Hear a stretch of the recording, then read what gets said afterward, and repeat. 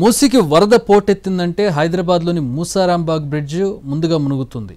So అది లో లెవెల్లో ఉండడంతో కొత్త బ్రిడ్జ్ నిర్మిస్తున్నారు. కానీ పాత బ్రిడ్జ్ ఏదైతే ఉందో పాత బ్రిడ్జ్ ఇప్పటికీ కూడా భారీగా వరద వస్తే మునిగేటటువంటి పరిస్థితి.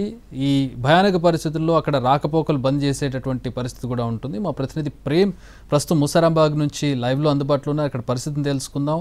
నీటిని ఇప్పుడు మనం రాధిక అందించిన వివరాల్లో చూసాం. పూర్తి స్థాయిలో బయటికి వస్తున్నటువంటి పరిస్థితుల్లో ప్రస్తుతం మూసారాంబాగ్ దగ్గర పరిస్థితి ఎట్లా ఉంది? మా ప్రతినిధి ప్రేమ్ అందిస్తారు.